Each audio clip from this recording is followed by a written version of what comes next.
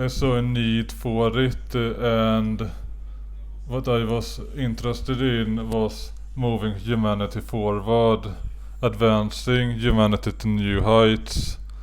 And it was actually, I was thinking about specifically polygamy, and if you have polygamy, what you're going to do with the excess males. And this Yep. kind of turned into this transmaxxing thing, this transmaxxing idea. I got it kind of from that. I also heard about this Reiko 3333, and what I did, and this also inspired me to, can we are like medical transition all of people to improve their lives even if they do not fit the traditional view of what it means to be transgender. My thinking right now is that we're getting into a point where there's two competing things going on right now. If you watched the Jordan Peterson video from about I think it was like 5 days ago now, 4 or 5 days ago, he actually talks about how he thinks within 10 years we're going to have fully functioning sex robots. And he's thinking the AI girlfriend that's created using artificial intelligence, and you'll be able to put on Oculus Rift glasses, and you'll have all that kind of stuff going on. He thinks that's probably within the next 3 to 5 years, and then after that we just go further. So I think that you're going to see transmaxing and this whole AI girlfriend sex bot or virtual sex system kind of thing competing, and to see which one kind of gains dominance, or both of them will kind of rise up. Like, what do you guys think about that? Personally, I am not at all appealed to the notion of some sex robot. I want to have sex or have fun with the real human and have this connection. And this is kind of a part of the fun, that you're you're dealing with a real person that feels sensations and all that. And I think especially when you're a male, this really appeals to people. This thing where I you're know. uh, I totally agree with you. Like, I don't. I'm currently in my early 40s. How about you? I am 30 in my late, Okay, or my late 30s. early 30s. Uh, Okay, so yeah, so from what I've spoken to younger guys anywhere from the teens into their early 20s, and a lot of them, I prefer a real person. I prefer a human like being that I can interact with. But a lot of them are starting to say, I want to have a relationship with Siri and my phone. And I'm just kind of like, okay, like, but that's what they want. So that's why I think that there's going to be both things competing at the same time. I can see why some people get into that, and it also kind of depends on exactly what you're looking for. That maybe some people just want a physical sensation, while other people want to have the relationship part. And then there is the elephant in the room, and it is reproduction. And this is actually sort of a disadvantage both for transfecting and for this sex robot thing, is that while it is effective for all of allowing people to get laid, it is less effective for allowing people to reproduce, at least currently with current technology. But Yeah, I mean, we're heading for a mating crisis if we're not already in one right now, and I don't think there's any real way to stop it unless we start implementing surrogacy on a mass scale, unless we start developing artificial wombs, unless we start reorganizing our social hierarchy. I And that would mean, mean, go ahead. yeah, what you need to solve that problem is authoritarianism, and the most effective method is actually to select 5% and then force them to have like 20 children each, and then you can leave the 95% alone. This is like politically incorrect and unpopular, but it might actually be the most political economic because it affects the least number of people. So you like concentrate the burden on as few people as possible. And this is one way to resolve it and still keeping kind of a current society. But you're But assuming that women are going to be having a lot of children, but they don't want to have children. Like, they're more increasingly focusing on their careers. yeah, and this is why this method is politically unpopular and incorrect, because you need to force them, and yeah, there are like a lot of people don't want to go that route. But in terms of political economy or device, if you're going to try to raise the fertility rate, you can do like the Republican strategy with this, like you're going to do this ineffective things like try to like restrict abortion, try to like ban people from transitioning and all these things. It doesn't really help in the first place, or help very little. Well, if you look at what happened in Romania, they actually restricted abortion back in the mid '60s, and the fertility rate actually went above replacement. I think it was like close to three. It was below two, and then it went over three. So you can do it, but you have to like impose fertility police going around to make sure that pregnant women are going to remain pregnant, instead of getting like illegal abortions. Again, that's going to be unpopular, and people are going to flee your country and go someplace else. Yeah, which is why you need to be authoritarian to solve the issue, because any solution that is effective is going to be unpopular with the voters, at least for now. But if you're like an authoritarian country where you don't need necessarily have to care about that, then you're able. But even then, a lot of leaders don't want to piss off their like population, even if they are like a dictatorship. So even if you theoretically can solve it under authoritarianism, a lot of authoritarian countries are still not good at it because they still want to be popular with the people. Yeah, so I mean, like that's a completely different discussion. Now, in terms of transmaxing, so how did when did you devise the manifesto? Like, what brought up, you want to help humanity, you want to basically create a solution for what's going on in the sexual marketplace. So when did you start writing this, and like how did it evolve? Like, have you written many versions now? So how did it start with version 1, and like what's changed from there to now? Yeah, I can actually bring up version 1.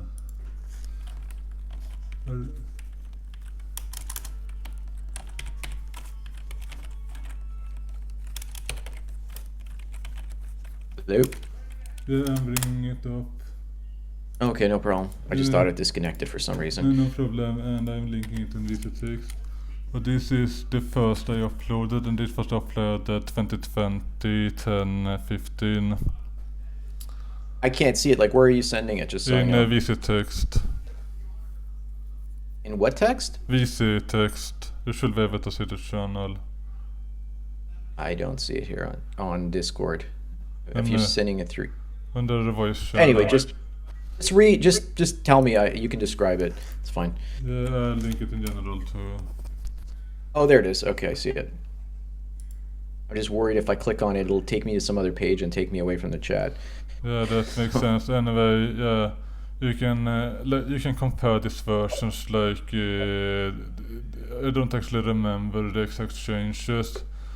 The thing is, like, basically, like, the basic premise and the basic focus is kind of the same for version 1 and the latest version, which is 11. Like, there isn't this big. Okay, like, but let me ask you. So when did you start writing this? So I don't remember actually when. You can look at when I created the subreddit.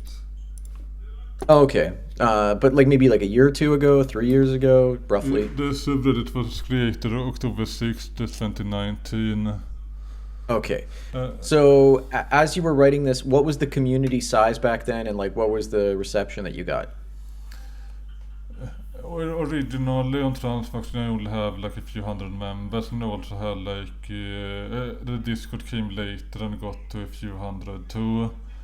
And Okay. Like how quickly are things growing now, pretty much? it actually grew faster initially on Reddit, and then it kind of like faded off. And on this Discord has had actually a steady growth or more gradual. So this Discord actually ended up taking over because people prefer to use this Discord instead of the subreddit. And I should probably Okay. explained that when I started the subreddit, the focus on transmaxxing had kind of changed. Originally, the idea was that I was just looking for people to get laid as an alternative strategy, But now transmaxxing took more focus on the quality of the sex, because there are some people who have a sexual preference for being feminine or being female. They get turned on by that, and this is kind of Yeah, like controversial in the autogynephilia. Yeah. No, yeah. so you're saying basically that people are just transmaxing because of the sexual fetishization of it.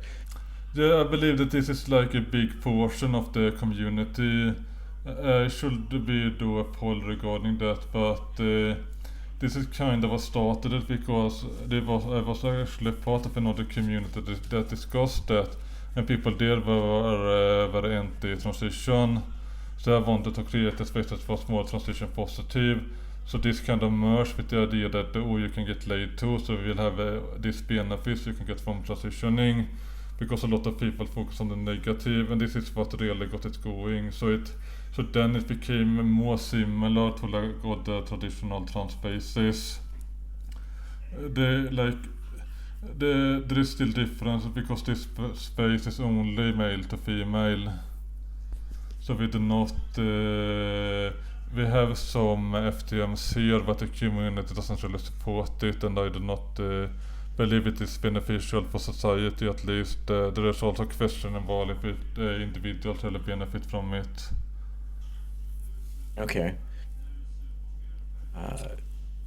Yeah, I'm having some of your accent. Like I can understand like every second word, but I'm having a hard time getting through to your accent to kind of Okay, I'll try understand everything to you're saying. speak So clearer. maybe speak a little bit slower so I Yeah. could kind of Oh, sorry. get more. Yeah, what I said was that the focus of transvaxing has kind of changed. So we are sort of similar to other trans spaces in terms of like what types of people that are here, but it is kind of diverse. But I think the difference is that it is culturally different. People here tend to be more this fortune culture, where they are more real. And this space is also more focused on real benefits you get from transitioning, so we don't really focus on gender identity. Once you start speaking quickly, I don't understand what you're saying. So Yeah. when you're speaking slowly, I can understand every word. So that's good. Yes. Sorry to say that, but it's Yeah, no kind of problem. hard for me. So you were saying about transitioning, that it was something was difficult. Go ahead. The thing with transitioning is that there are a lot of negativity regarding transition, and people often focus on the negative effects. And sure, there are negatives, like I myself, I am not transitioning. But I think we need a more focus on the positives you can get from transitioning, which is not just reduction in gender dysphoria. You have Okay. all these other benefits too, and this is kind of the point of the transvaxxing manifesto. You can actually get real life benefit from transitioning, not just about some abstract gender identity or just merely reducing dysphoria. Because people will often object to having some medical treatment just because of some mental illness. So for example, there is this body identity integrity disorder, where people feel an urge to cut off a limb. But in this case it is not really justified or not enough reason to just cut off your limb, because there is no benefit to doing so, and it is like actively harmful because you are getting disabled. But Okay. Just to be honest with you, like I can kind of understand what you're saying and like kind of get points from it, but I mean sharing it with my audience, because I'm gonna have a hard time. Like everyone's gonna have a hard time understanding what's going on. So, like, is Corvallis 11 here? yes, Yes, I am here. yeah, if you want, Okay. you can interview here too. If you want to ask here something. Yeah, I just feel like I want some material that I could kind of use for my channel, and I think like maybe like maybe if Corvallis or Val, I'm not sure which you prefer. Val. I prefer Val. Okay, so Val, like if I do the majority of the talk with you and then kind of get Vintology to kind of back points up or just like quickly, agree or disagree, then I think that would be good. So, I mean, what do you guys kind of like? You guys reached out to me like in terms of Like like besides just exposure, what did you guys want to kind of get across to me? And what are the new developments, and like where do you see the community going? I mean, people are interested in this topic. They just kind of want to see where this is heading in the next 5 to 10 years. Jag läste Corvallis go first and then I answer. Okay, yeah, that's an interesting question. So currently we're trying to like expand and get like more notoriety, but we do work on like the transmaxxing manifesto. I think we're trying to get like more guides coming out like on certain things like voice training, uh guides for like relationships and like getting into relationships. Okay, And so in terms of your transition, like when did you start, and like how is that going, and why did you do it? Was it just because of to gain all the advantages of transmaxing, or was it some other reason? so I started HRT about a year ago now. And I did it mainly because, I the two main reasons was I experienced ADHD autogynephilia, and I also felt like a failure as a man. So, it just kind of like worked together, and it like, I wanted tits. So it would all work together. Okay, and so far, like, what's your experience been like? It's been amazing. It's like one of the best decisions I made in my life. Okay. Can you get a little bit more detail? Like, look, I mean, I don't Um, know from what I like. Do you have a YouTube channel? Do you have like an online presence that I can kind of? Because you look, it sounds like you've worked on voice training, and it sounds like you've worked on appearance and all that kind of stuff too. yes, I've worked on quite a bit of stuff, and Um, I don't have like a YouTube just yet. I'm gonna work on a YouTube and yeah. Hmm. Interesting. Um, what do I have to show for? I think I'll have to get back to you on that one. No problem, no problem. So yeah, keep going with what you were saying.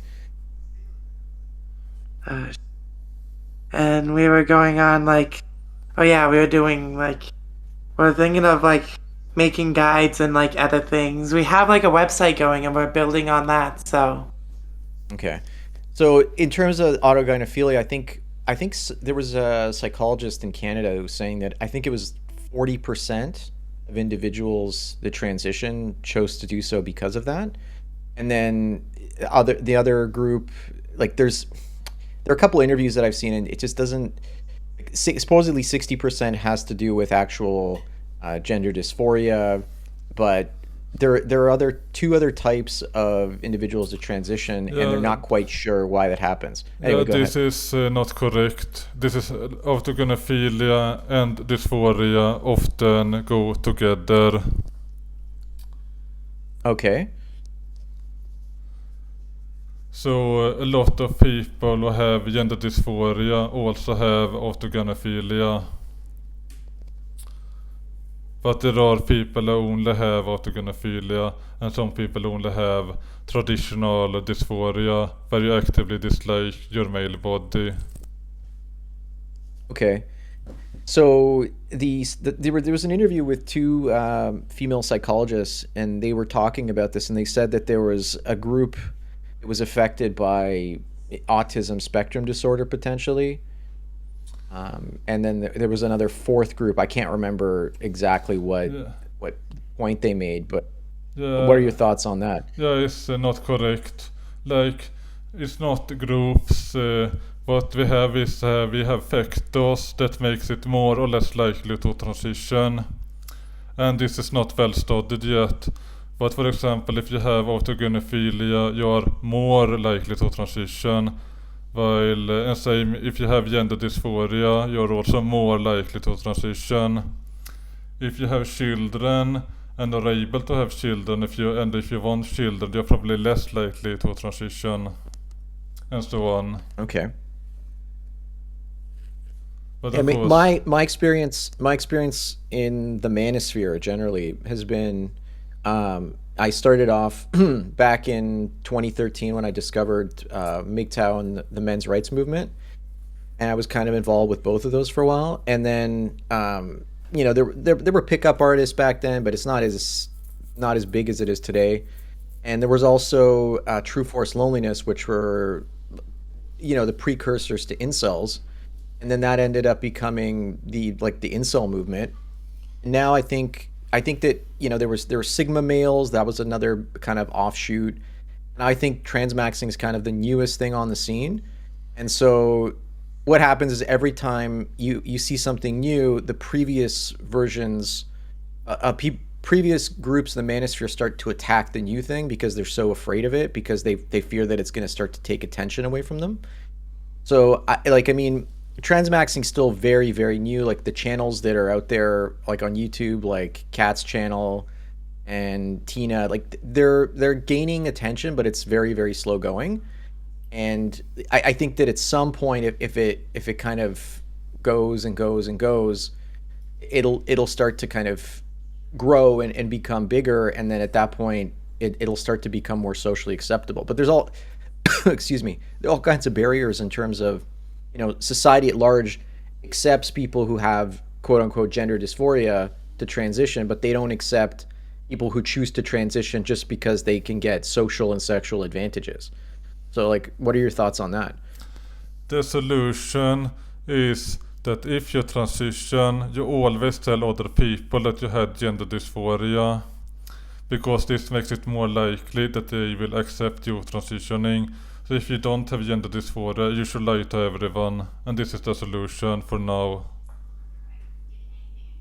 Okay, so that's just, I think that's kind of a temporary thing, and it's kind of like, people who were gay in the 90s and 80s, they were closeted. They wouldn't tell people, oh, that's just my friend, right? They wouldn't say that that's their boyfriend or girlfriend.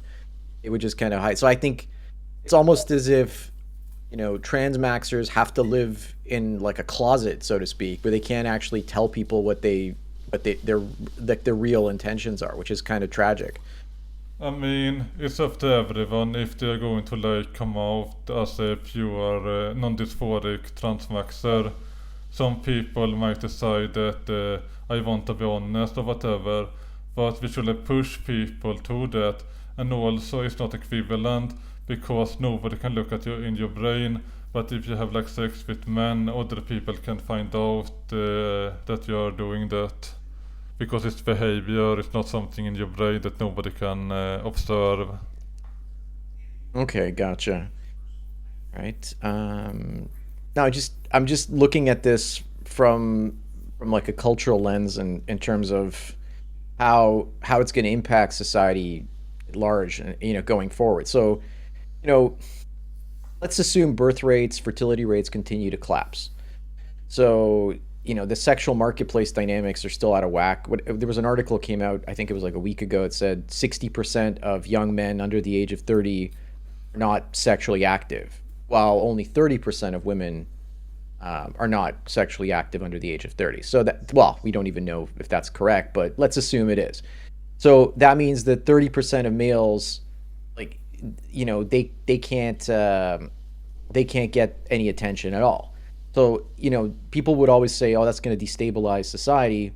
But now we have porn, and we have all these video games and other distractions that are keeping men neutered. Plus, we also have drops in testosterone levels. So there are a lot of things that are actually pushing, making sure that these males are under control. So just because they're not getting sexual gratification doesn't necessarily mean that they're gonna push for it on the same ways that we would have thought. Anyway, go ahead. Yeah, it is a very common misconception that people are easily rebelling against the system and against the government. Real people, if the government knows what they are doing, will mobilize the population against outsiders. For example, you might embrace nationalism and militarism, and then you send people to fight in wars somewhere, and they can pillage there and cause destruction and take off their anger on outsiders. And this is even today, people gang up and are upset about the immigrants, and we see it all the time in Europe, these anti-immigration parties. So it's way more likely to be something like that than people trying to do a revolution. Okay. So let me get back to you contacted me. So is it just that you wanted to kind of fill me in on, like, what did you want to get out of this conversation? That's all I'm wondering about. What I was thinking was that it was a good idea to speak directly to you, because Kat is kind of like an outsider in the Politburo. Okay. So I was thinking that it was good to also bring Val and me, so you can get our perspective too. And I also was the one who created it, so I know how the history and everything. Kat was kind of new to it, so I was thinking that maybe I should talk to you directly, so we can like straighten out some questions, and also like maybe discuss some interesting topics with you, because you seem like a smart guy. But Released the interview that I've done with Kat yet, and I think there was a bit at the end with Tina, and at some point I'm gonna talk to Tina as well. So, like, what would you say are the differences between, what you think and believe versus what I mean, I don't know if you heard that interview with Kat, but like, what do you think are the differences between that and like what you have to say? I think the difference is mostly political. I think, and there is also even bigger between me and Tina. Tina is not even part of this community anymore. We actually banned her from the server. This is another drama. In the case of Kat, she is way more to the left than me, and in this server we are kind of or very much authoritarian. Sorry, you said what political leaning? Oh, we are authoritarian in the server. I'm not sure. Did you say libertarian or authoritarian? Authoritarian. Okay, so you are authoritarian. So you believe. So how? Like, I mean, I don't agree with Kat's far left stance on a lot of things. And when I spoke with her, the discussion for the last, like, we spoke for like I think 4 to 5 hours, and the discussion the last couple hours got very let's say Marxist. It kind of went to the left, and it just like we were kind of arguing back and forth, and we just couldn't agree on a lot of things. So you're authoritarian. So does that mean you're like, what does that mean? Like, what exactly do you want to like impose specific things? This is not like everything. This is just a piece of. I think the server. I think most Politburo members believe in authoritarianism, but then when it comes to the stuff below that. I think that in order to create like a great stable society, we shouldn't have these competing states that where you just have to wait before there is some war, and where every state have to like compete all the time. I mean, look. So yeah, no, I agree with you. In the past, that's how we kept things stable. We had one group of men over there and another group of men competing, and then some of them dying off, so that would increase the available pool of women for the men that survive. Yeah, but I don't think this is like a good long-term strategy, because when we have this competition between states, it's actually kind of dangerous, and it prevents us from doing what's actually good in terms of having people live good lives, because there is this constant competition where we have to like spend everything on the military, because otherwise we get conquered. And there's also I totally agree with you. You want cooperation instead of destruction, and like we can't afford the destruction anymore because of nuclear weapons and all the powerful weapons that we have now. So in a way, nuclear weapons have kind of been a deterrent, but they've also in a way like screwed us over, because we couldn't have wars to kind of kill off the excess male population and kind of rebalance things. So now we're kind but in terms of game theory, nuclear weapons doesn't mean you shouldn't invade other countries. the reason why it hasn't happened is because the United States is a democracy, so they are not able to subject the people to a nuclear holocaust to conquer the world. But if United States was a dictatorship, there will be probably a nuclear war because they will win it. So they will conquer everything and take everything over. And that's the end. Then you have this world government, and you can establish yourself in this other places that they get nuked. So even if you get obliterated, you can just conquer more territory and move there. So you can win a nuclear war. You can build shelters too.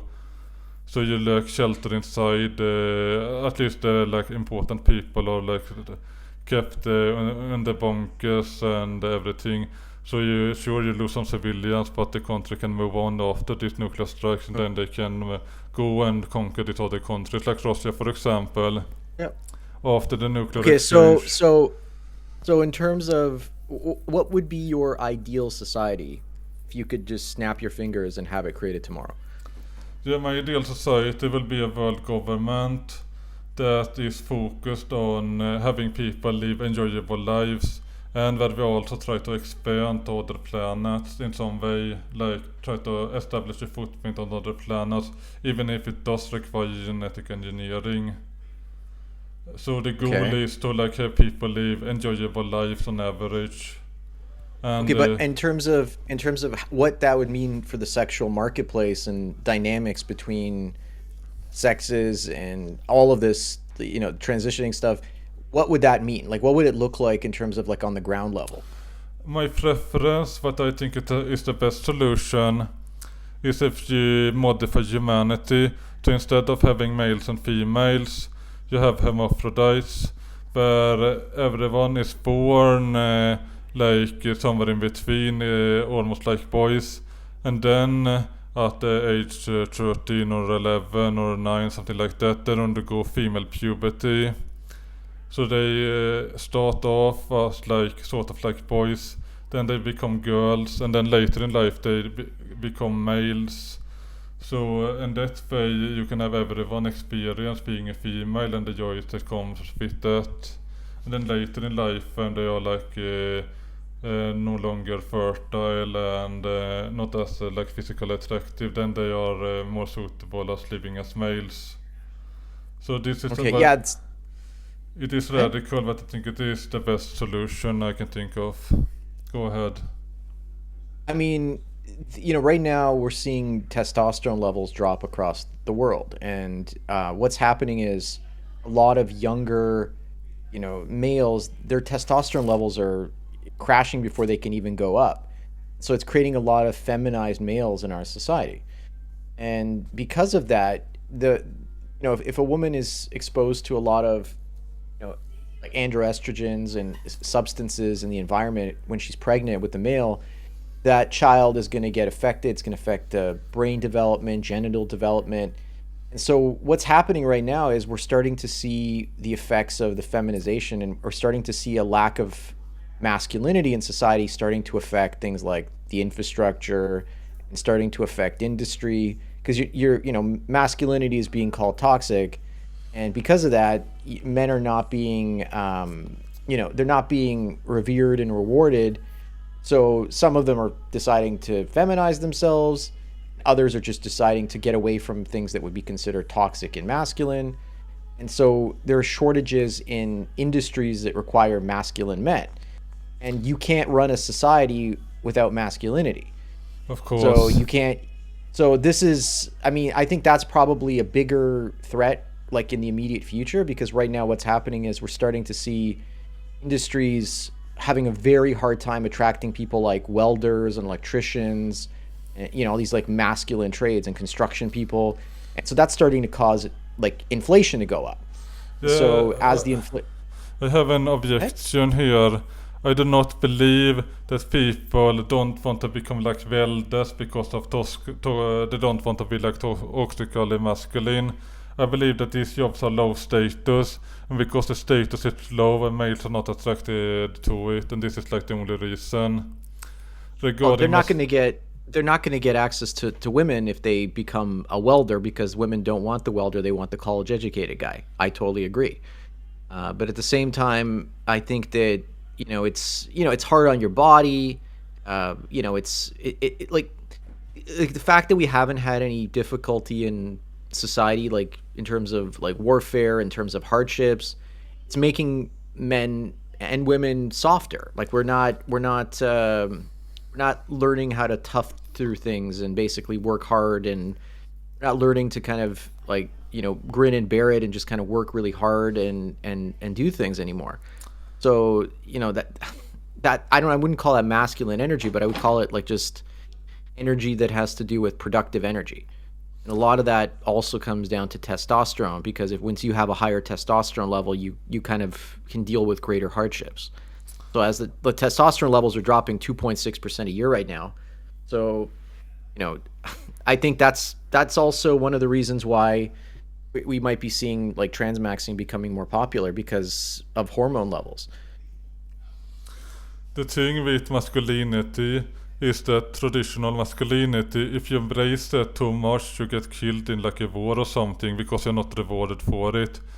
Like, if you look at pretty much every society, all males are like expected to like risk their lives and then like get nothing in return. Like even in the United States, where the tourists are paid, they are like paid less than all the other professions. So it's not in your interest to join the military as a male right now because the wage is too low and the risk is too high. Yeah, but you also have to look at the military as increasingly, filled with women, and that's going to affect the military as well. So, I don't know. I'm just babbling on. I'm trying to come up with like a point, or I'm trying to, I don't know. I don't know what direction I'm heading into. So, go ahead. Yeah, when it comes to like women in like industries, like a lot of jobs can today be done by women, even like in the military. And this is kind of like a stopgap measure if you like convince women that it is like feminist glory to be like a cannon fodder some war. Like more women will like join there and like base their life in the army for nothing because they got brainwashed by some like feminist rhetoric. So they can like manipulate these feminists into like basing their lives via some like traditionally male career where it's not actually beneficial. And we kind of see this now in STEM, where it all is the initiative to get women in STEM. But the thing is like going into STEM today is not really that worthwhile because we have this like massive oversupply pretty much. And there are not too many jobs where you need like a physics degree. Okay. I don't know. So, but like getting back to your ideal society. So, one world government. Now, why would you do that as opposed to just letting people self-govern? The reason why we cannot have multiple governments long term is that when you have more than one government, there will always be conflicts and you have to like constantly build your army and wait for the next war. And sure, this might be good in some ways because when we have this conflict, maybe the best government will win. But once we have like established ourselves as the only sole government, there is no benefit in like dividing ourselves again because then we get these civil wars. And like we can look at the Roman Empire when they tried to split it up, it was a total disaster because then the West and the East would go to war against each other and didn't cooperate that much. So it's kind of like fucked over the Roman Empire really badly because they did this. They had the Western Empire and the Eastern Empire, and then the Western Empire fell, and they happened multiple times that one part will invade the other part and try to take it over. Yeah, I mean, the history of the Byzantine Empire versus the Roman Empire. I mean, my understanding of that is that Rome was so corrupted and rotten at the core that Constantine decided that he was going to move the empire east, and in a way he kind of, obviously elevated Christianity, and he kind of let the old establishment kind of die off on their own in the east. And Byzantine went on for another, I don't know, it was another like 1,000 years pretty much. Well, in different iterations, and it obviously shrank a lot. But at the same time, once you have this like cultural rot, you have to kind of kind of have to find a way to kind of like get rid of it. This is what I see going on in the world right now. It's like we with all these experiments we've done in terms of politics and society and everything that we've done in terms of our way of life over the last few hundred years, it's not working. We have to, like, if we had 100 different places and they all tried something different, a few of them would get it right, and then we could kind of use that as a model. But if we take the whole planet and we make it one big model where we just we say, oh, we're just gonna like have one government and that's gonna operate in one way, then we don't have all of the smaller experimental governments and experimental ways of living. Theoretically, you can do experiments under the world government, which is kind of what China has been doing sometimes, but they have this special zone where they try some other way. But the thing is, like, once, let's say we do these experiments in different places, like eventually some government will win anyway. This is like a natural part of things, that societies will grow and expand gradually until there is only one state left. So I don't actually think we can avoid this process. Like, you can have like 100 states forever, but I don't think this is possible. You will end up with a few states and then maybe only one eventually. But here, the problem with one state is that you end up getting a bunch of authoritarians at the top of that state, and they have their own best interests, and they profit off of everyone else, and they don't care. They just take more and more and more at the top. I mean, this is not how dictatorships work. Like, if you look at any authoritarian country, you see that at the top they are not actually corrupt. The corruption is on the lower levels, because like the people at the top, they own already the entire country and can do what they want. So there's no need for them to like take money, because they can do anything to anyone. So when we have full authoritarianism, Right. What I'm talking about is they restrict freedom of speech. They restrict anyone that might potentially compete with them. They restrict ideas they don't like. At the moment you restrict freedom of speech and ideas you don't like, the intellectuals start to leave. They want to get out of that place. They don't want to. They want freedom, right? They want to be able to be free to say and think whatever they want. Yeah, but the thing is, when people are used to authoritarianism, they tend to like the society. And like regarding freedom of speech and like the free market of ideas, this doesn't work and hasn't worked historically. Like, the best ideas are not really win naturally. Instead, we have this like popular idea that gets spread because it's appealing to people, but then it doesn't work when we implement it. And this happens over. But you always get individuals who come up with new ideas. Usually those ideas get stolen, or they get, those people get taken advantage of. But those ideas, because they're the best ideas, they get implemented as, for the society. No, that's not how it works. Like, the best ideas are not get implemented. This is the popular ideas that get implemented. Unless you have some like dictatorship that can like go against the majority. It's all about popularity. So like, in terms of technology, you had Nikola Tesla versus Edison. Edison was the one that was more popular, but Tesla's system was better, and so that's the system that got implemented. It was more efficient. So yeah, but he didn't get it. He didn't have to. Go ahead.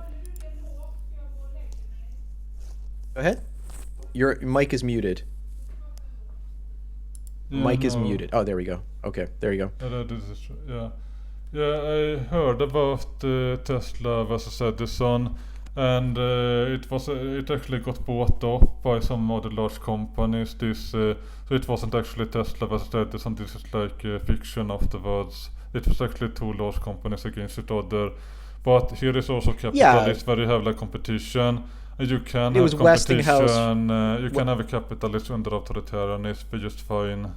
There are multiple countries that already does that. And often you have more free market under authoritarianism, because you don't have to like cater to like the public.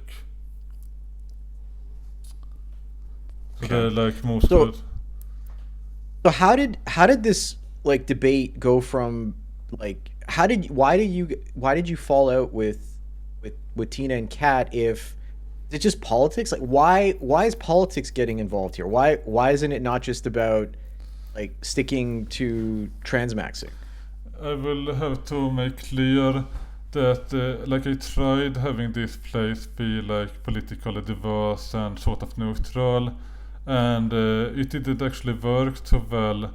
And in the case of Tina, she was actually banned because of misconduct, not because of politics. And Kat is still part of the Politburo, so we still try to do that. But Okay, sorry, what happened with Cat?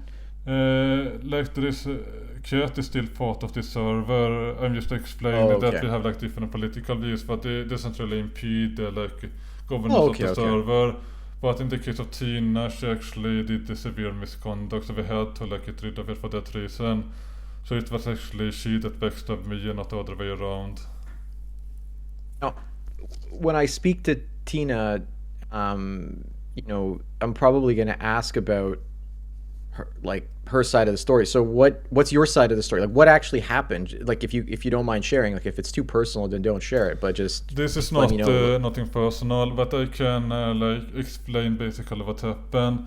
What Tina wanted to do was to use illegal methods to replace me as the server owner by someone Oh, with her. And because this was her intention, even though she didn't actually try to do it, we removed her from the Politburo and later banned her from the server because she didn't even apologize. And she also lied about what happened. okay. I mean, I'm just like shocked by the infighting and the political disagreements and all this kind of stuff. Like, I would think that it would be just more about, you I know, mean, I tried to have make it more about transition, but then what happened is that when we allowed like these feminists to like get the representation in the Politburo, they will like turn against me. They will like be nice for a while and suddenly they will like sabotage the server or something, which is actually what happened. We actually lost most of our members, but luckily only ones who didn't have a role. So the server actually got vandalized by the former co-moderator for some reason, and she was like a radical feminist. So like when I try to like give these people a chance to be like represented and giving them power, they like turn against me because they don't agree with my political views. So they like and they like attack me, and this has happened multiple times also. so So it's basically subversion at this point. yeah, they are like trying to like support or like Yeah. sabotage my efforts and try to create competing communities. So sure, you can say that it will be better if they could like fall in line and we could like work together and we could have like a consensus where we have like maybe one representative with that view. And I'm still trying that with Kat because Kat is like having different political opinions. But I'm finding out that even that for most people it just doesn't work out when you have too much political disagreement at the top. So Yeah, I mean, this is one of the advantages of MGTOW because every guy basically says what he wants on his own channel, and we can agree to disagree on politics. For the most part, like we agree on a few central key points, and then we kind of build communities around that. And we don't collaborate all that much, and because we don't collaborate, we can kind of all function and have like in our own little echo chambers. So if you're centralized, this is the problem that happened with the manosphere in terms of the men's rights movement. It was centralized around too many like specific groups that all kind of work together, and there were always these kind of internal battles that were happening. And you had feminists that were coming in from outside, subverting and trying to destroy from within. And with MGTOW, there was no way to kind of do that because we were all just individually doing our thing. there is actually another solution here that you can do, and this is what we will do from now. And if you have authoritarian governance where we don't have like internal democracy, then you cannot like subvert it as easily because people cannot vote. But if you have like an organization where members can vote and replace the people at the top, then it's very easy to like flood the organization with loyalists and take it over that way.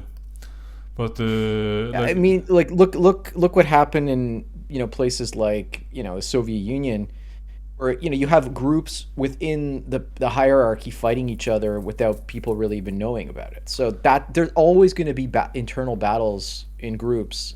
So this is why I think the idea of groups needs to kind of be dissolved, and people can just kind of do their own thing, because then, and each person can kind of develop competing ideas, and then the best ideas get adopted by the community Yeah, at but I large. don't I mean, that, think the best ideas win when you have this like free market of ideas, because it's the most popular ideas that win and not the ones that actually work. but the ones that are most popular usually work. Otherwise, people wouldn't adopt them. Why would you adopt something if it's not working? I mean, look at communism and all its failures, and people try to do it anyway. So this is a great Well, it's example. popular for a generation or two, and then it's no longer popular. Yeah, It but then you doesn't have win. like 100 million dead people after that.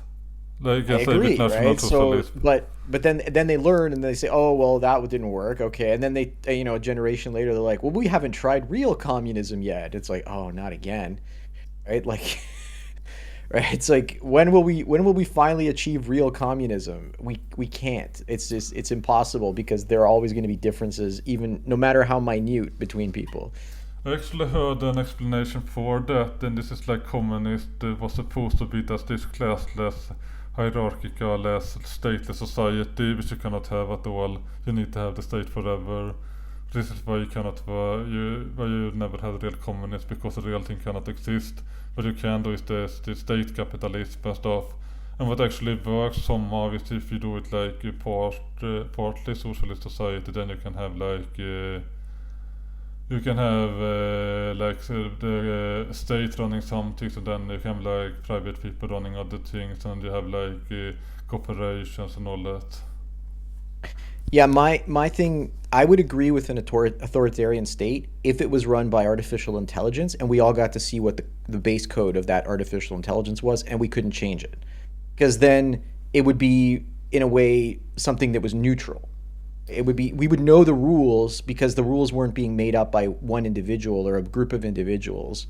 And then the state would actually be an algorithm. I mean, this is why I think things like Bitcoin have seen pretty big adoption, because there's no person controlling the monetary policy. Just like I don't think there should be an individual controlling, your political policy. So I think that's probably the way human societies are going to be shaped in the future, and I'm all for that, as long as the rules, can kind of allow for some creativity and adaptability. And if it starts to interfere with the state, then those people can either go off to a place where they won't affect the rest of the collective, because the thing is, the majority of people don't want to break the rules. They want to just follow the rules. They want to have like a very basic, simple life. They don't want to like fit in, and they don't want to rock the boat. But you always have a small group of people who want to be creative, and then you have another small group of psychopaths that want to like control everybody. But I And don't so, think that wanting to control other people is a bad thing. I think it's a good trait to have. To want to like guide people for the better and be a leader. I think this is a great thing. You need to but control but people too.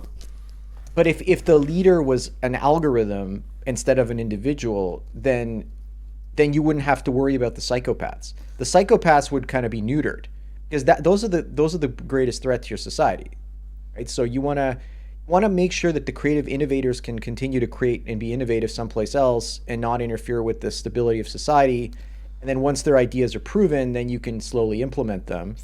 While at the same time, you don't want the psychopaths like just wrecking everything and starting wars, and making their Yeah, ego. but the thing is, a lot of action people view as psychopathic are the correct action. People just don't want to accept it.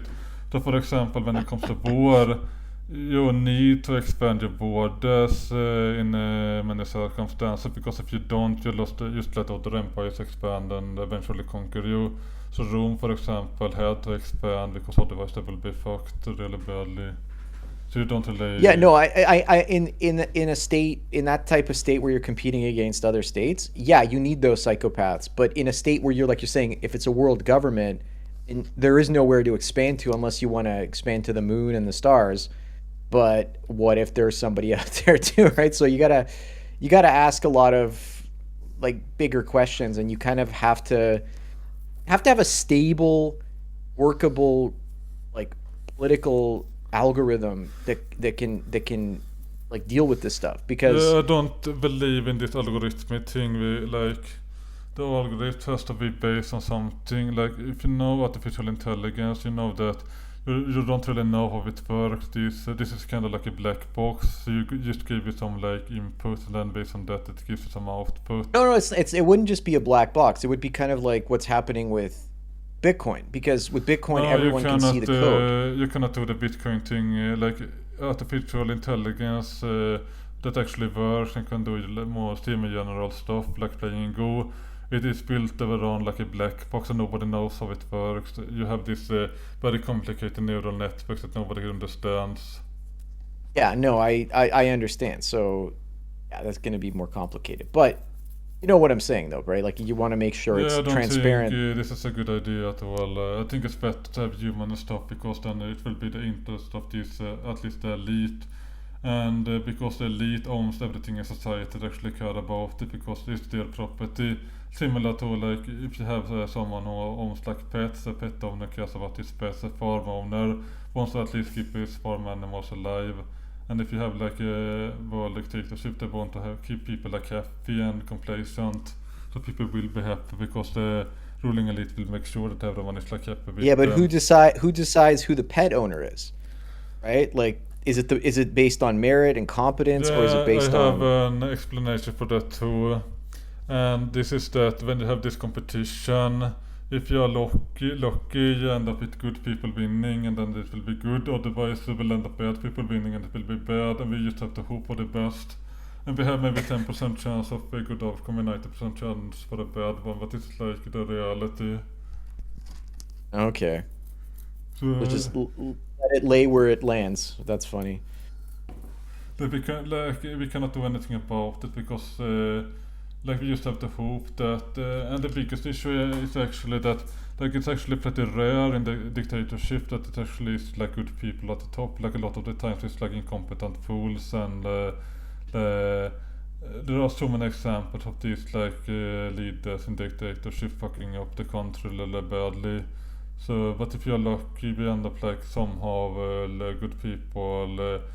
Like I think Singapore and Vietnam is like the closest thing to that maybe, where it actually kind of Okay. works. So we just have Okay. to be lucky and hope that maybe the possible news is that if they are like competent, they will be able to expand and have a better chance of winning these world wars. But it's also about resources. So it might be some competent country that get that loses anyway because they don't have the soldiers and the material and the land to like expand effectively. Okay. So I'm not like holding out super much hopes, but I think it's also important to like separate how we want things to be and the reality we find ourselves in, because we are stuck in this conflict between nations that will become more blood in the future. We just have to hope that eventually when things settle down that we end up like in the working system. And I'm actually very skeptical about AI like trying to rule humanity because like an AI has different rules. They are not humans, so they don't really care about other humans fundamentally. Like humans naturally want to care about the other humans because it's the same species.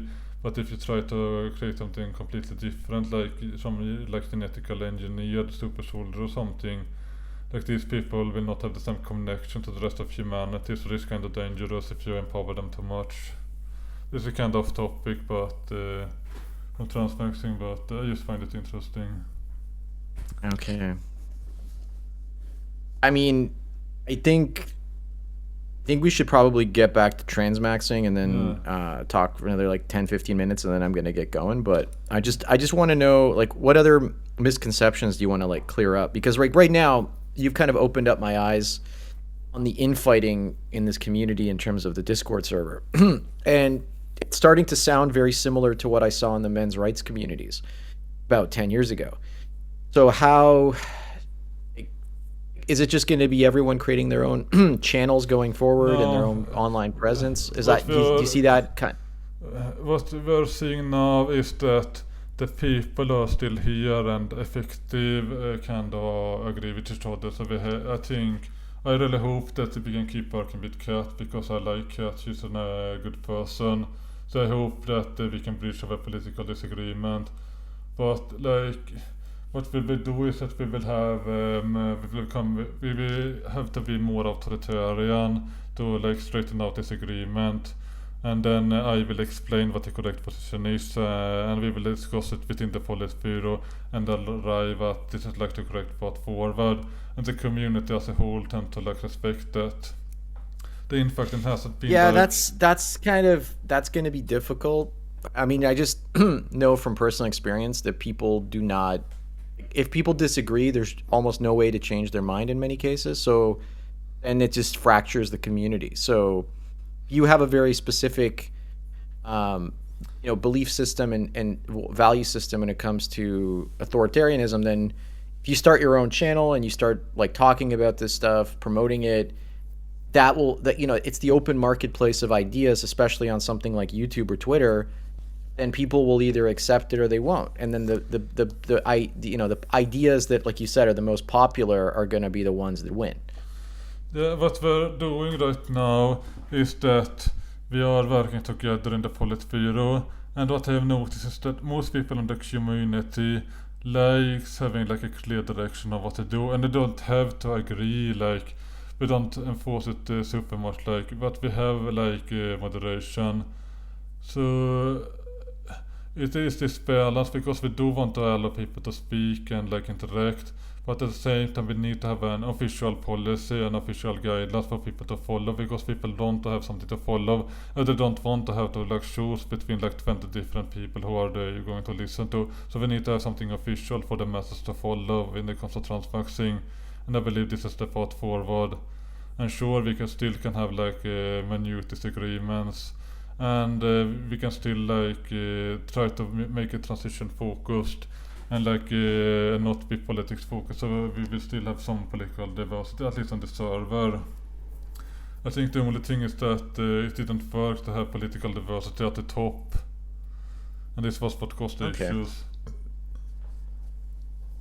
Okay, I mean, I don't think I can really get any more like information from you at this point on this stuff. So like, I'm more interested in where you see transmaxxing heading, and that's regardless. I'm like, my whole thing is I'm trying to piece together where society is going to be in another 5 to 10 years, and then kind of predict what's going to happen based on medical technologies, sexual advances, how the sexual marketplace is going to change, that kind of stuff. Yeah, I can explain my plan for transmaxxing, and my vision is that I want to make transmaxxing way more dominant and a common form of way of thinking about transition. So I want to grow this and become like a real political player and belong to challenge this like traditional narrative when it comes to transition. And to do that effectively, we need to be united and have to have clear leadership. And you have to have people who speaks well for transmaxxing, which is why I push people like Val to join YouTube and make videos too. Okay. And of course, Val, any comments? Like, I'm just trying to figure out like direction. Like, what are your thoughts on all this? What you've been listening to? My thoughts. Well, I agree. We want to try to make it like a more mainstream kind of idea where it's more of just like a choice you make to benefit your life and none of this other Political stuff.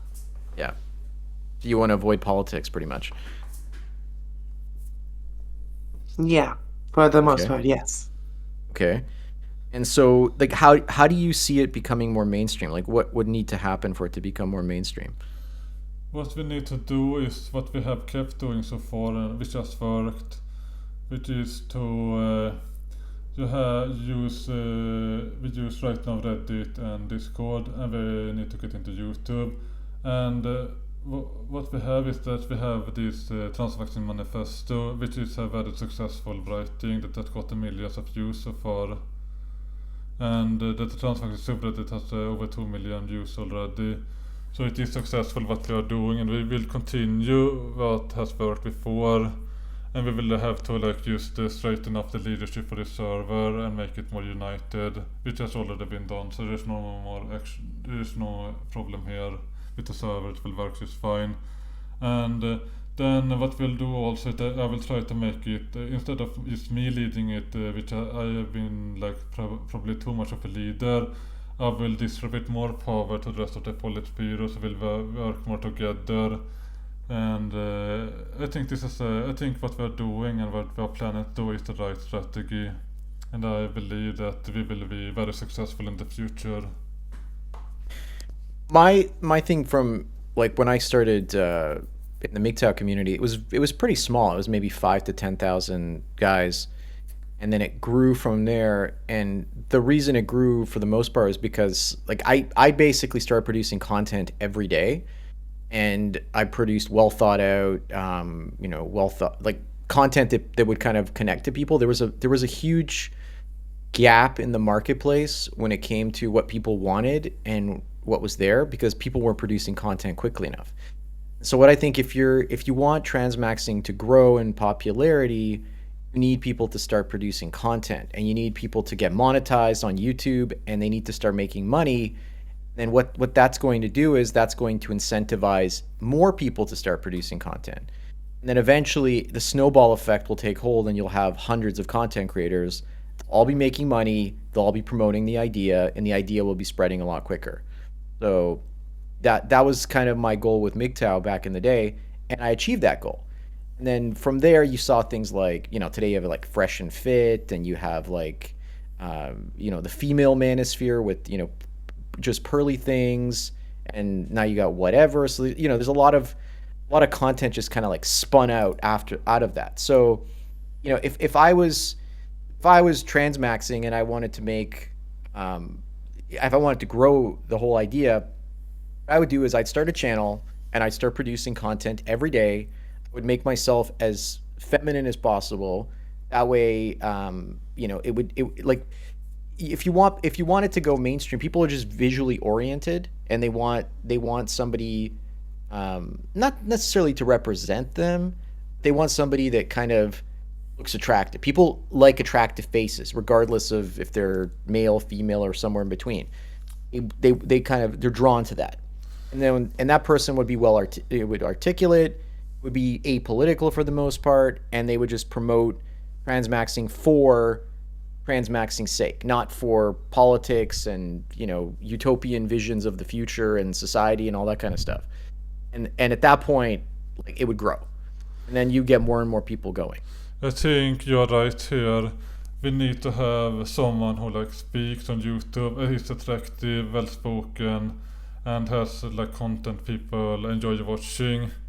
And we are trying to do that. I think the issue here is that if people are going to like show themselves and there are real bodies and their face and also YouTube, this is like a lot of attention, and lot of people don't want that. So there are a lot of people in our community probably who do not want to make YouTube videos for that reason.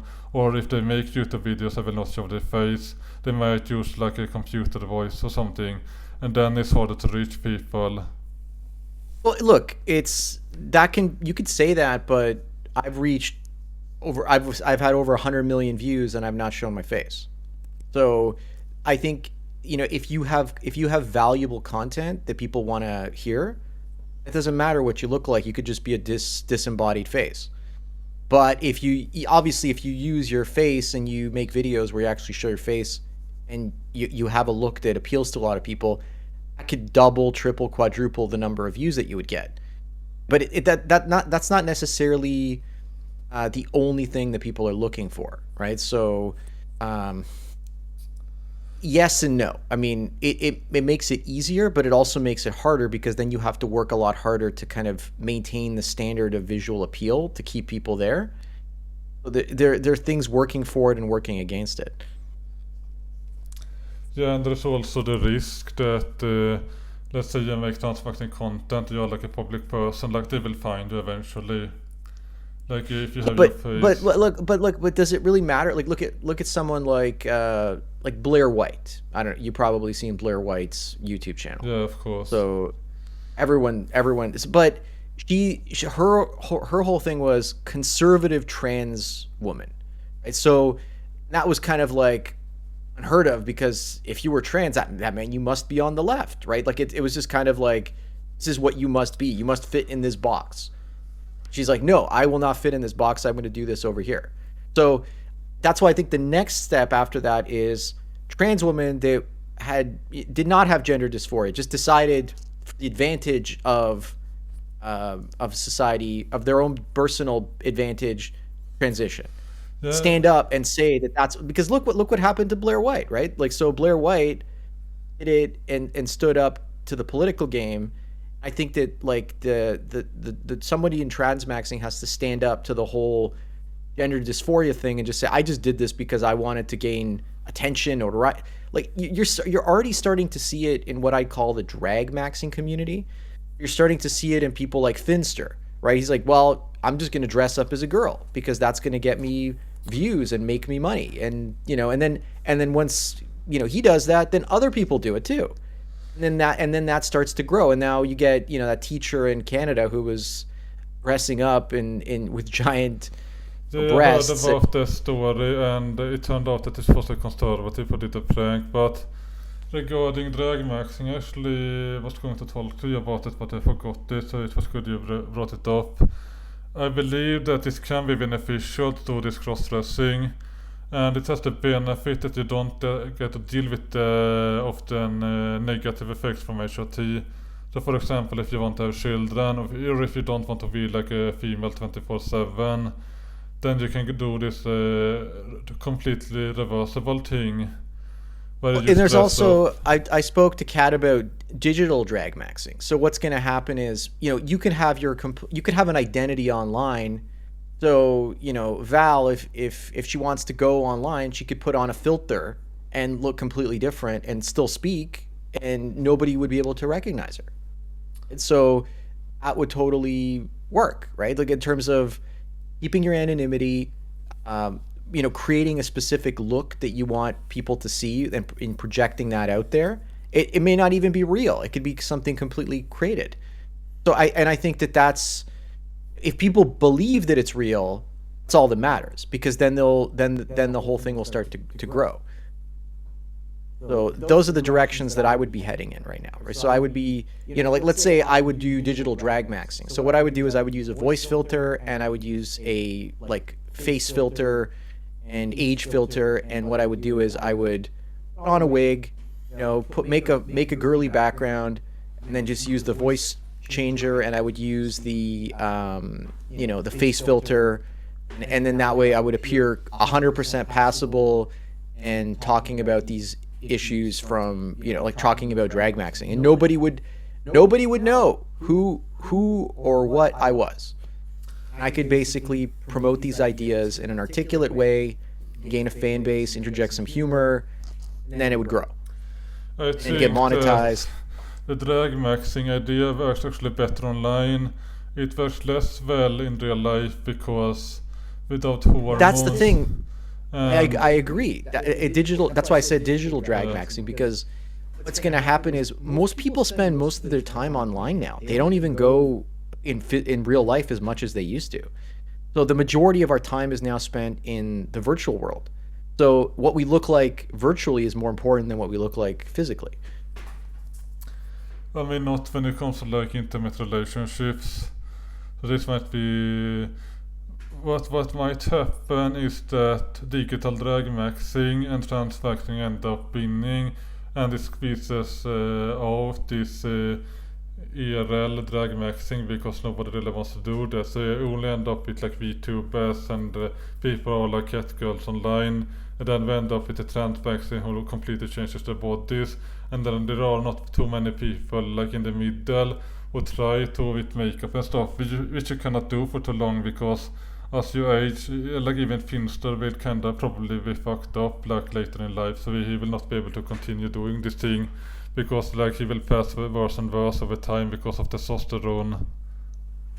Okay, but here's the thing. If he puts on a teenage filter and he puts on a feminization filter using software, He could keep doing it until his 30s, 40s, 50s, and no one would know. Nobody would care, because new people would discover him. So what I'm thinking is, like, imagine you want to have a sexual relationship, and this woman is 60 years old and you're 30, and you're like, oh my God, she looks horrible. Okay, so what you do is you put on something like Oculus Rift, or you put on some sort of virtual glasses, and all of a sudden the person in front of you now looks like they're 20.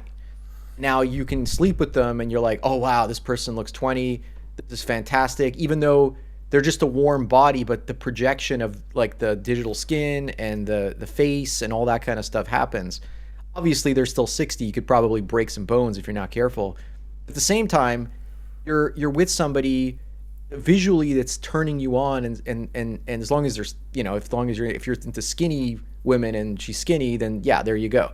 What I'm saying is, this is where I think the technologies are going. They're going to augment our visual, they're going to augment our visual abilities with other people. We're going to see people differently. Maybe in the future we'll be wearing augmented reality glasses. We'll be walking down the street. People will appear digitally the way they want themselves to appear. Or maybe we'll just edit whoever we want. Once we put the glasses on, we can edit anyone to look any which way we want. Right? So I think that's more likely to happen than not.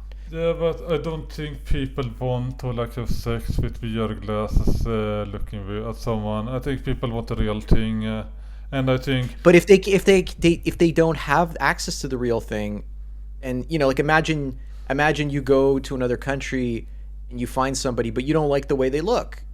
But if you put the glasses on, now you like their personality is great, but you don't like the way they look. You put on the glasses, now you start to see them the way you want them to look. And it doesn't matter that they don't look that way. To you, they look that way. I was in relationships where my girlfriend, she would put on makeup and then she would take the makeup off, and it would look like two completely different people, right? It didn't really bother me like at all. Like I found her attractive regardless. Some people I don't find attractive when they're not wearing their makeup.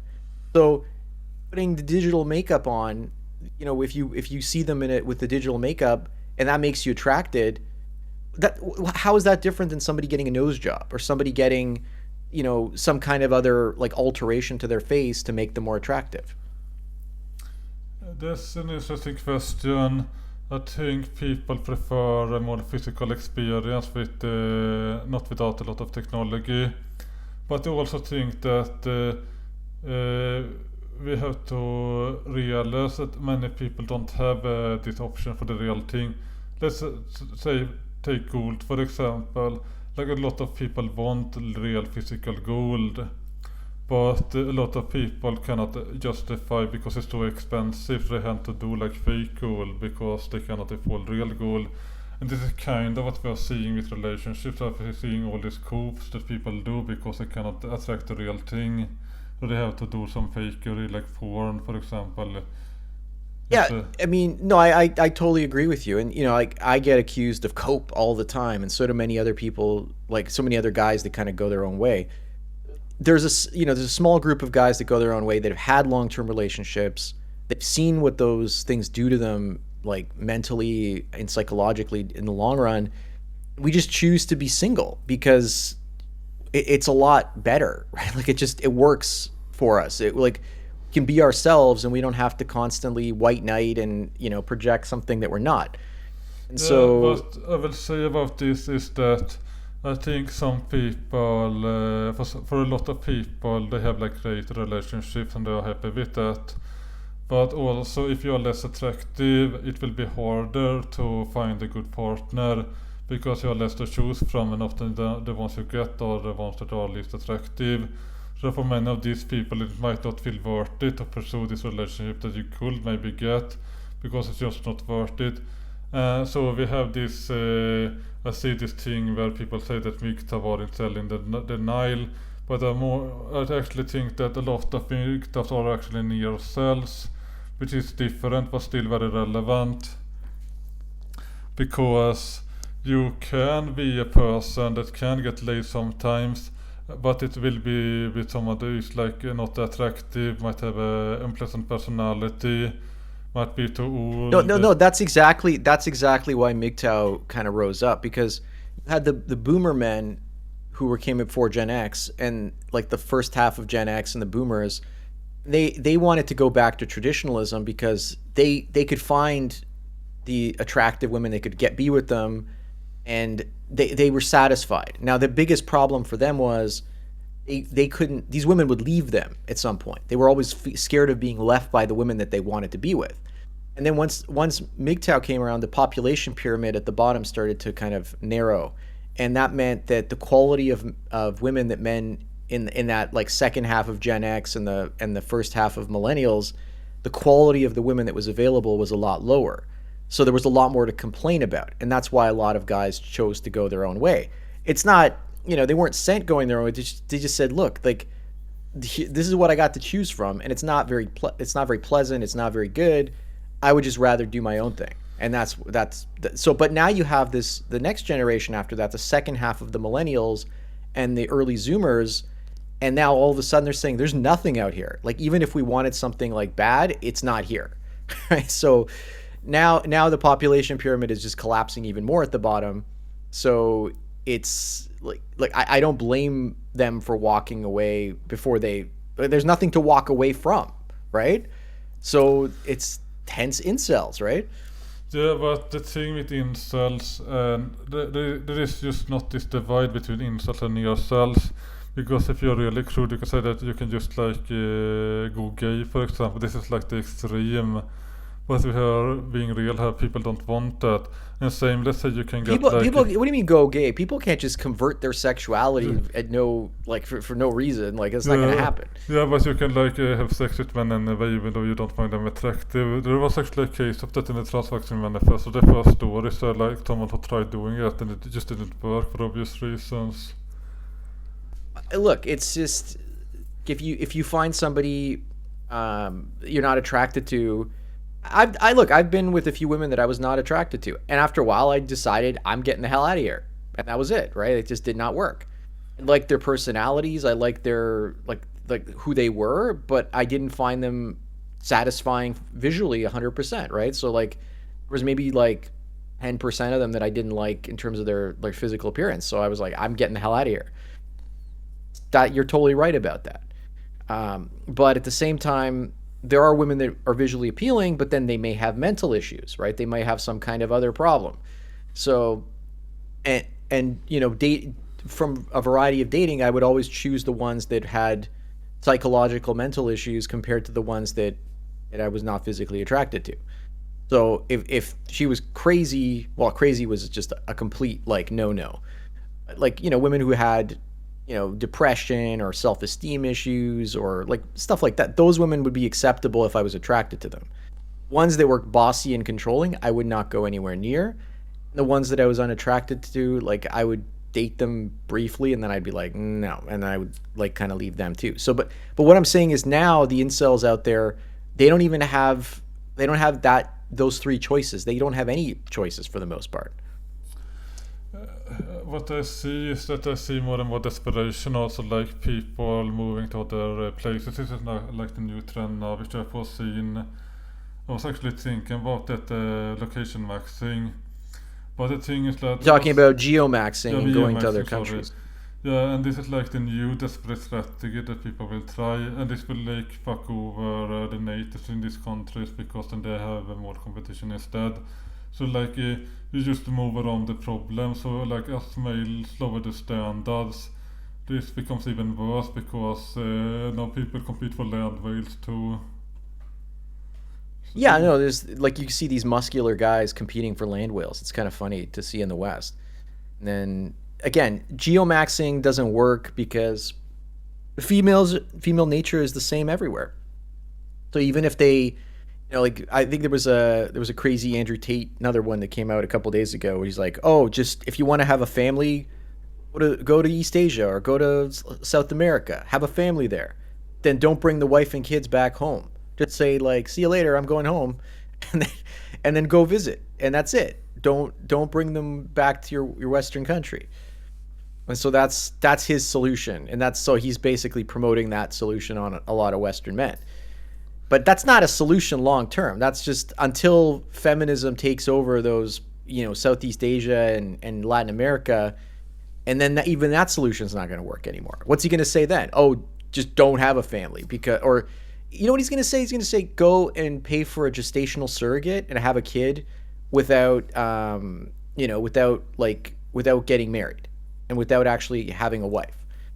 And then they'll say, well, what about sexual gratification? And he'll say, well, just have sex with one of these robots. And I think that's where we're heading. Like there's, if you can get the same physical sensation from a machine, I don't think you can, and I know you don't either. But a lot of these younger guys think they can. They believe it. They strongly believe it. And if all it takes is belief, personal belief, and if the uncanny valley has been passed, then they'll believe it. Right? They won't know if she's real or not. Like if you go into a room and there's 3 women in there and 2 of them are fake and 1 is real, but they all look similar, how can you figure out which one's real and which one's not?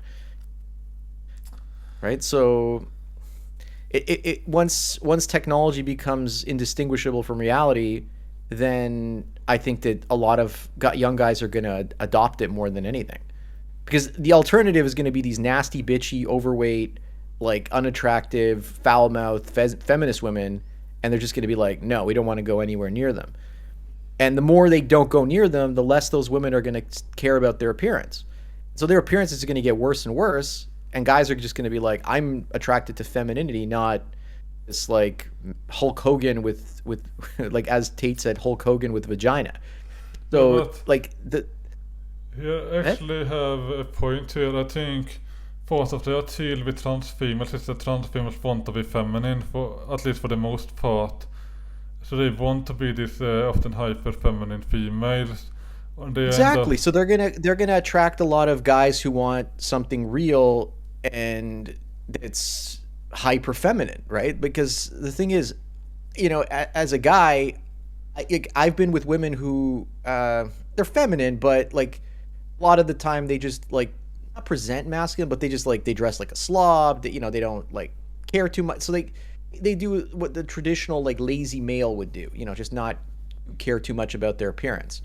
And that's not very attractive for most guys. They want somebody that's constantly visually appealing and that's going to that they're attracted to, right? So anyway, go ahead. Yeah, and I also think that transmaxxing will become increasingly appealing if like females keep raising the standards and your options get like worse and worse. So let's say your option is like a land whale, you can get it as a girlfriend, or you can like transmax and you can become like find some hot trans lesbian girlfriend, and you can have like better sex. Like a lot of males are going to prefer that over the land whale, and then it comes down to, are you going to like put up with the land whale just to have your child, maybe? Yeah, I mean, I agree with you. So you're going to start to see. That's why I think there's going to be guys who go for the land whales. Then there's going to be the guys who go for the robots, and there's going to be guys who go for the transmaxers. I think it's just going to be like going to be a lot more options. Right? It's going to be guys who go do the geomaxing thing. I think that there's just going to be there's not going to be like a one size fits all solution, no pun intended, with the land whales, right? So I just think that you're going to start to see this kind of splinter off, and guys will be like, well, you're gay because you're into trans women, and then the other guy's like, well, you're messed up in the head because you're into robots, and the other guys are like, well, you've got like self-esteem issues because you're dating a land whale, right? It's gonna be like everyone's just gonna be like attacking everyone else for their preferences. I think it's very important when it comes to transitioning that this is not a solution for everyone. This is a solution that works really well for some people, but unfortunately it's not really to a general of a solution. There is the issue right now that if you start transitioning late, you are kind of screwed because you cannot reverse masculinization that has already happened. So you have to start early to get a good result. And then there is the fertility issue. And maybe but you freeze your sperm and you should be okay. Yes, you can freeze your sperm, and you can also just stop HRT. But both these methods are kind of impractical, because if you freeze sperm or you find like a girlfriend, like she might not want to go to that like IVF clinic to get impregnated. This is like too far, and she'd rather have someone else, some more convenient method. So this is like the issue, because these females are kind of picky and lazy for the most part, so they might not be willing to go through the trouble just to have a child. So then your option that is actually more realistic is just stopping HOT for a while to make females pregnant. You can probably do that and still remain feminine if you like start. Let's say you start transitioning like 16, then you go off HOT later for a year or two. Like you will still be fine in terms of femininity afterwards. And it takes 3 months maybe to get the fertility back. So like both methods are kind of suboptimal, but yeah. It's not impossible, I agree. Anyway, I'm going to try to make something out of the second half of this chat. Like, I don't know what I can really pull out. Like, can you send me the audio clips? I think we're done. I just want like a copy of the audio so that I have it, so I can kind of edit down what I have. Yeah, I did record 2 tracks. I should I'm still recording, by the way. I can try to extract the second track if you just want me talking, or I can try to send you the video file. Both are good. I can kind of have the option to kind of do both, so that's fine. Actually, I can try to send you the file I recorded on OBS, and then you can do what you want with it. Okay. Yeah, that's fine. I don't. It doesn't have to be 2 tracks. It could just be 1 track, like. I record the 1 track for all audio and 1 track just for my microphone, and I think that's good. And then it's up to you. Sorry, which track? What track did you record? I record 1 track for all desktop audio, and then including the microphone, and then there was 1 track just for me speaking.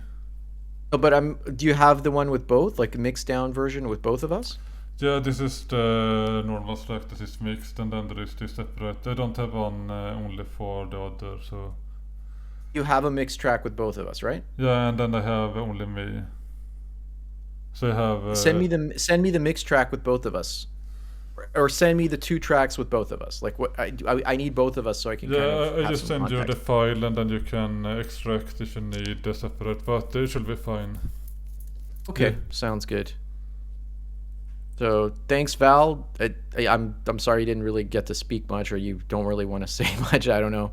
Yeah, you can. Yeah, no worries. It was kind of my bad. I should have interjected a little bit more. Yeah. No worries. Well, let us know when you have a YouTube channel or some kind of social media presence. So. Yes, I'll let you know when I have something ready for that. All right. Thank you.